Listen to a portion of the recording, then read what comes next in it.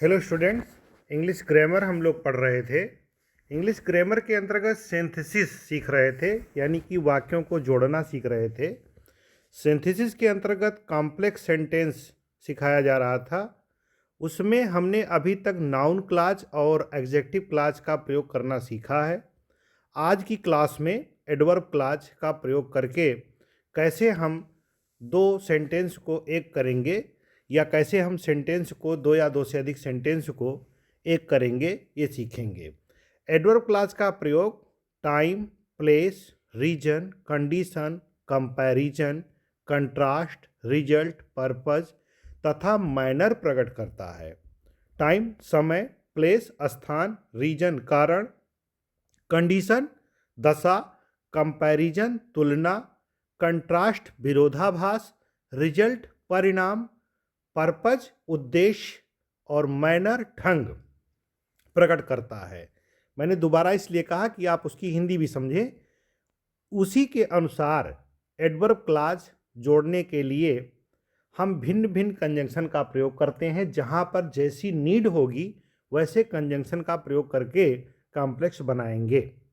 तो पहला इसके अंतर्गत हमने क्या सीखा था? टाइम, यानी कि समय प्रदर्शित करने के लिए मुख्य कंजंक्शन कौन से हैं? व्हेन एवर, ठीक है, व्हेन जब होता है, व्हाइल जब तक, टिल तक, अनटिल उसके अंतर्गत, बिफोर मीन्स पहले, आफ्टर मीन्स बाद में, एज लॉन्ग एज मतलब जैसा ज़्यादा, एज सून एज जितना जल्दी हो सके, सिंस आदि का प्रयोग करके वाक्य को एडवर्ब क्लॉज बनाकर सिंथेसिस करना सीखते हैं।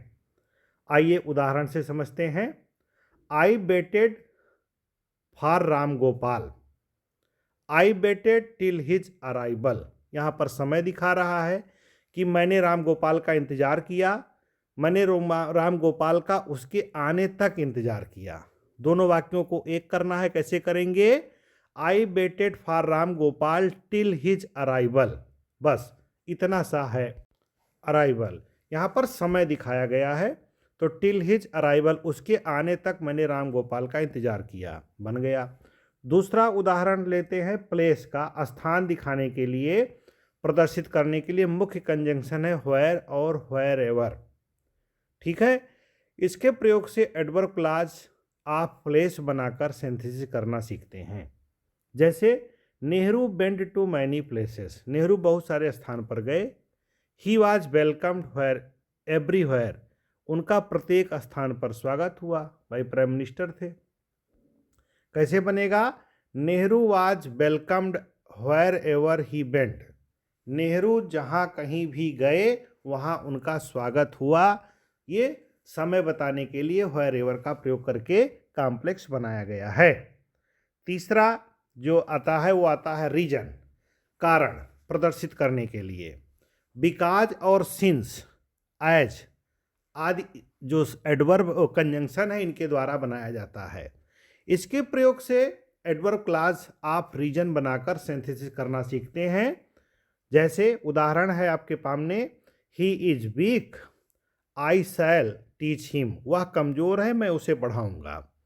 क्या बनेगा?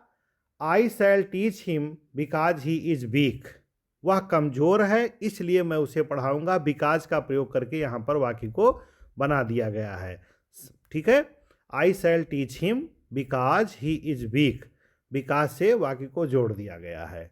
वह कमजोर है, मैं उसे पढ़ाऊंगा क्योंकि वह कमजोर है। अगला है कंडीशन, शर्त प्रदर्शित करने के लिए मुख्य कंजंक्शन है इफ अनलेस। उदाहरण देखते हैं। Do not work hard too much, you will loss your health. इसका बनेगा if you work too much you will loss your health, यदि तुम कठिन काम करोगे कॉमा तो तुम अपना स्वास्थ्य खो दोगे, ये इसका बनेगा। अगला उदाहरण है, अगला नियम आता है कंपैरिजन, तुलना दिखाने के लिए। तो तुलना दिखाने के लिए मुख्य कंजंक्शन है देन, सो, एज या सो एज आदि, इसके प्रयोग से बनता है। उदाहरण देख लें। Sita is beautiful, Sarla is equally beautiful. इसका क्या बनेगा, ये कंबाइंड जब हम करेंगे, Sarla is as beautiful as Sita is, ये बन गया। ठीक है, सीता भी उतनी सुंदर है जितनी कि सुंदर सरला है, ये बन गया। तो यहाँ पर कंपैरिजन दिखाया गया है। और भी उदाहरण ले सकते हैं, जैसे और क्या है कि सो एज का भी प्रयोग करके बनाया जा सकता है। अब अगला देखते हैं, कंट्रास्ट, अंतर विरोध बताने के लिए मुख्य कंजंक्शन है दो या आल्दो, इवन और इफ, ये अंतर विरोध बताते हैं। उदाहरण इनका समझते हैं हम, he is poor, he is honest. तो क्या होगा इसका, वो गरीब है और वो ईमानदार है। दो अंतर विरोध वाले कंजंक्शन यहाँ, दो अंतर विरोध वाले गुण हैं। ठीक है, तो कैसे बनेगा, Aldous he is poor he is honest, यद्यपि वह गरीब है वह ईमानदार है, आल्दो से बन गया।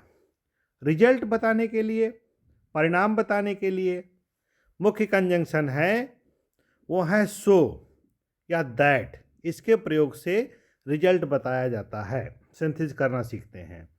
उदाहरण है आपके सामने, he was very poor, he could not by this book.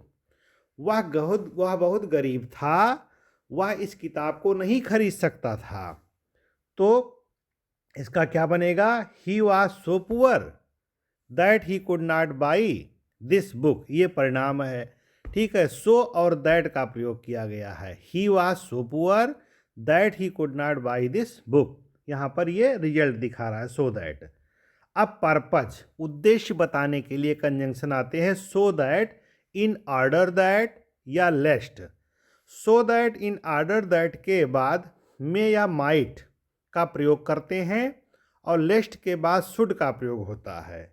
इसके प्रयोग से एडवर्ब क्लॉज आप पर्पज बनाकर सिंथेसिस करना चाहिए। जैसे आई ड्रू माई स्वॉर्ड, मैंने अपनी तलवार निकाली। I wanted to defend myself, क्यों, क्योंकि मैं अपनी रक्षा करना चाहता था। इसका बनेगा, I drew my sword so that I might defend my self. So that, मैंने तलवार क्यों निकाली, ताकि मैं अपनी रक्षा कर सकूं। सो दैट से वाक्य को जोड़ दिया गया। अब मैनर, यानी कि ढंग प्रदर्शित करने के लिए, ठीक है, मुख्य कंजंक्शन है एज, सो फार एज, इसके प्रयोग से उदाहरण देख लेते हैं। You have treated me in a certain way, you have treated me in a certain way, I will treat you in the same way, I will treat you in the same way. इसका क्या बनेगा, treat you as you have treated me, I will treat you, ऐसे भी कह सकते हैं, as you have treated me, मैं तुम्हारे साथ वैसा ही व्यवहार करूँगा जैसा तुमने मेरे साथ किया है।